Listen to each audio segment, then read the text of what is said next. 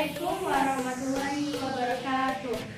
Kami dari kelompok 3 akan mempresentasikan materi tentang analisis kebutuhan jaringan. Sebelum lanjut ke materi, kelompok kami akan memperkenalkan diri terlebih dahulu. Perkenalkan, nama saya Aniatu Zahro, kelas 11 TKJ 2 dari kelompok 3. Perkenalkan, nama saya Kartika Trinugraini, kelas 11 TKJ 2, kelompok 3. Perkenalkan, nama saya Novi Ramadhania, kelas 11 TKJ 2, kelompok 3. Nama saya Siti Azahra, kelas 11 TKJ 2 dari kelompok 3. Perkenalkan, nama saya Dia Restia Kamal dari kelas 11 TKJ 2 dari kelompok 3. Perkenalkan, nama saya Lufiana Terutami dari kelas 11 TKJ 2, kelompok 3. Ada 3 macam cara untuk melakukan analisis kebutuhan jaringan.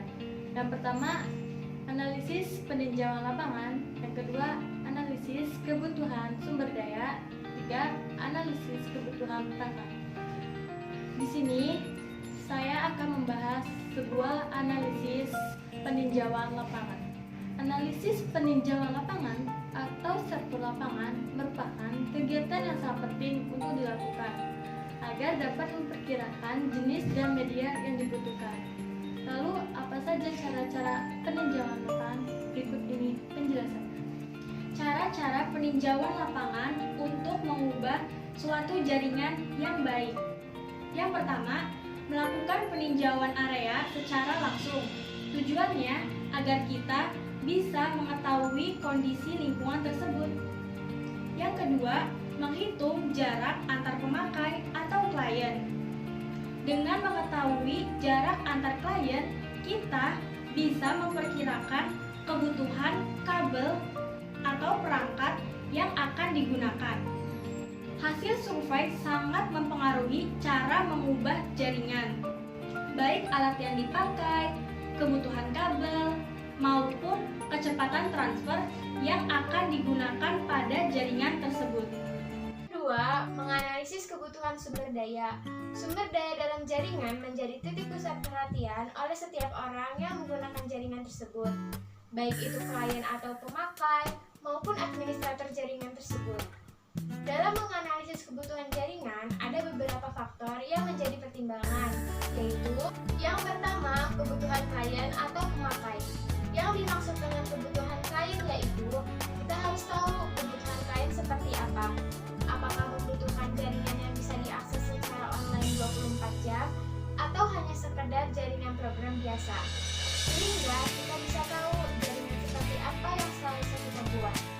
Yang kedua, jumlah penggunaan rata-rata.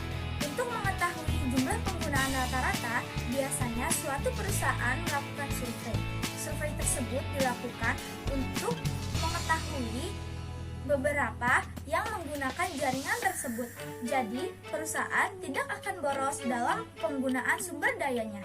Yang ketiga, kecepatan transfer. Suatu perusahaan akan mempertimbangkan dan membagi kecepatan yang akan digunakan oleh kliennya. Contohnya, kecepatan untuk departemen IT tentu berbeda dengan kecepatan untuk departemen keuangan atau lainnya. 3. Menganalisis kebutuhan perangkat. Ada beberapa analisis kebutuhan perangkat yang harus kita lakukan. Yang pertama, meninjau perangkat apa saja yang digunakan oleh setiap user dalam mengakses jaringan. Karena setiap user menggunakan alat komunikasi yang berbeda. Ada yang menggunakan komputer, ada yang menggunakan laptop, bahkan ada yang menggunakan smartphone. Dengan keberagaman alat komunikasi yang digunakan oleh setiap user, maka akan mempengaruhi perangkat yang disediakan oleh administrator jaringan. Yang kedua, media transmisi yang digunakan apakah berupa kabel atau berupa wireless. Biasanya kita akan mengetahui jenis media yang digunakan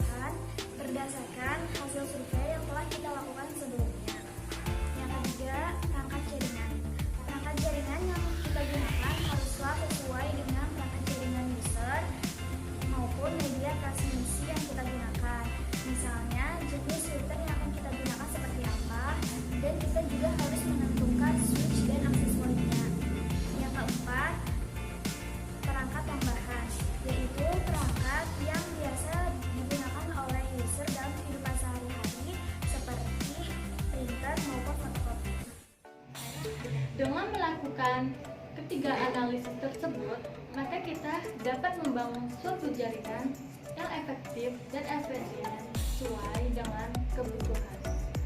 Sekian dari kelompok kami, kurang lebihnya mohon maaf. Wassalamualaikum warahmatullahi wabarakatuh.